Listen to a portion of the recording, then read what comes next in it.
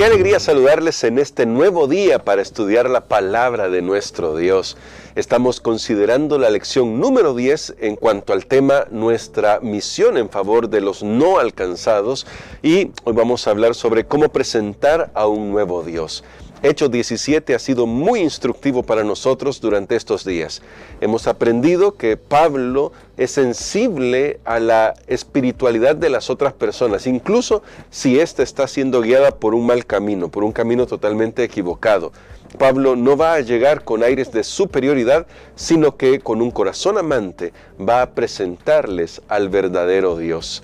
Y esto me lleva a pensar en la necesidad que tenemos de aprender a ser personas con mucho tacto mientras decimos la verdad de Dios. Y eso es lo que aprendemos del apóstol Pablo como un misionero de sangre, un misionero que está dispuesto a llegar a todo el mundo, a cruzar las fronteras. De eso hablaremos un poco más adelante el día de mañana.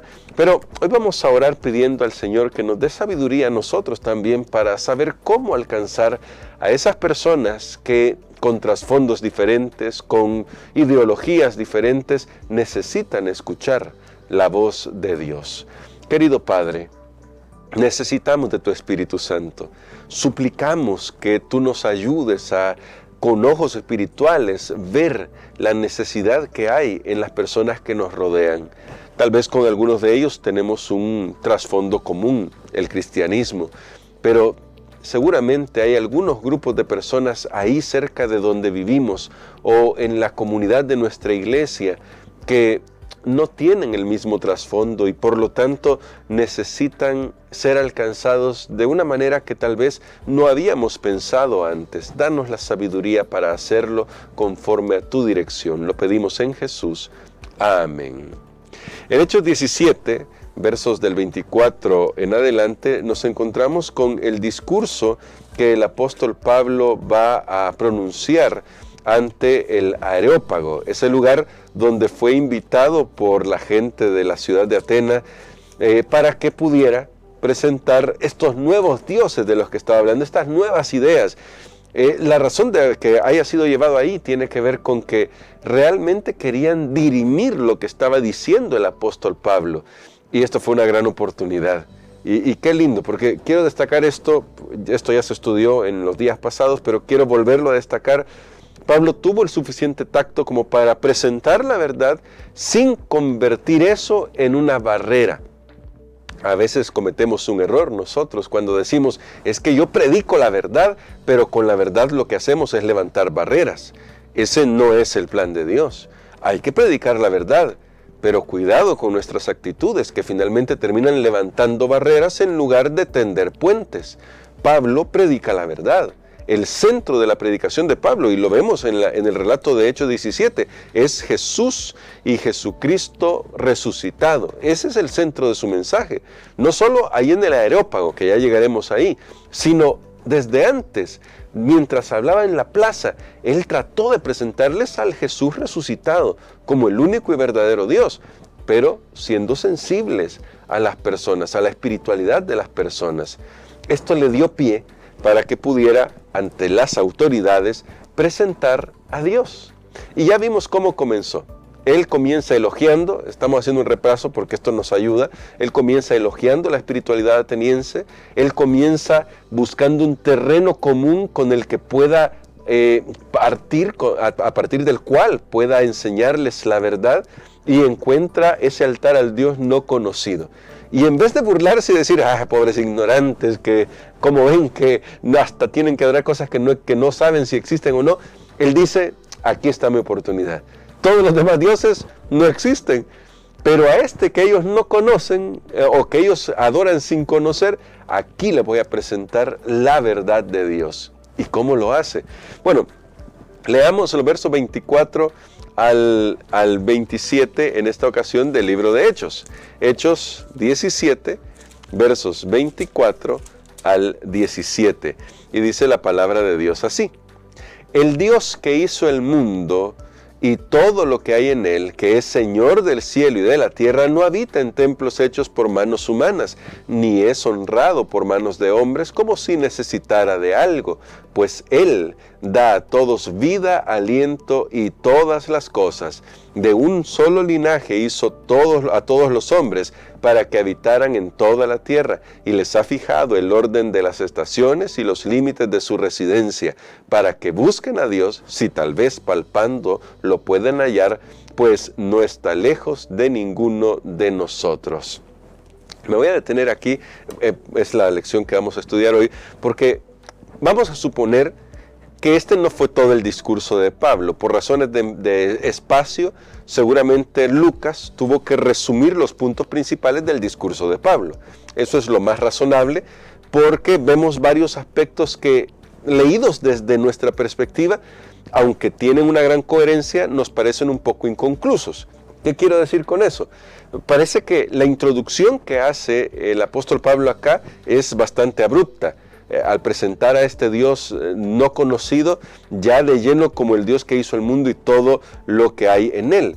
Sin embargo, esta presentación que hace es una presentación maravillosa, y vamos a desglosar un poquito algunos puntos de esta presentación de Pablo, porque, como decía antes, Lucas posiblemente hizo un resumen, avalado por Pablo, claro está, hizo un resumen de ese discurso, y vemos varios elementos que nos muestran cuál era la intención de Pablo, cuál fue probablemente la profundidad del mensaje con el que les habló.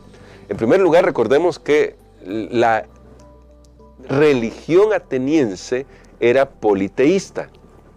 Por lo tanto, ellos tenían un Dios para cada cosa. Un Dios para la lluvia, un Dios para el mar, un Dios para el inframundo, porque ellos creían en el inframundo, algo que no existe realmente en el sentido que creían los atenienses.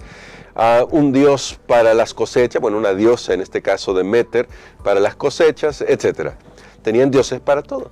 Lo curioso de los dioses paganos, es decir, dioses idolátricos, y no solo en Atenas, sino en todas las regiones del mundo donde hay dioses de este tipo, es que siempre están exigiendo y pidiendo algo del adorador. ¿Han notado esto? Si ustedes analizan las religiones paganas, generalmente son religiones que tienden a hacer de ese Dios un personaje arbitrario que necesita ser adorado y que necesita que los seres humanos hagan algo a fin de poder bendecirlos. Es decir, ese Dios de cualquier cultura antigua e incluso moderna, está esperando que el oferente, que la persona vaya y le entregue algo primero. Y entonces aquí Pablo comienza a decirles, miren, yo les quiero presentar a un Dios que nunca espera nada de ustedes en primer lugar. Antes de dar Él, no espera nada de nosotros, porque Él lo hizo todo. Él está por sobre todos, ya sea que fueran dioses inventados o no. Él no se va a meter en este tema, el apóstol Pablo, pero él dice, miren, el Dios no conocido, el que yo les presento, está por sobre todo, y Él lo hizo todo, los hizo a ustedes, y Él les da sus dones sin esperar nada de ustedes.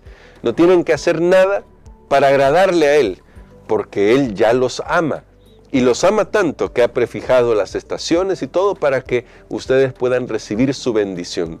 Aquí casi que siento que hace eco las palabras de Jesús, que Dios hace salir su sol sobre los justos y los pecadores y hace que llueva sobre justos y pecadores. Es decir, Dios nunca está esperando nada antes de dar.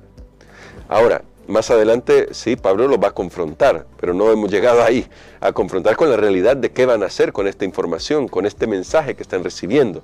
Pero noten primero eso, ¿no? Dios no está esperando nada. Dios no es alguien a quien tengan que aplacar. Dios no es alguien que primero recibe antes de dar. Es todo lo contrario. Dios da primero. E incluso da aunque no vaya a recibir.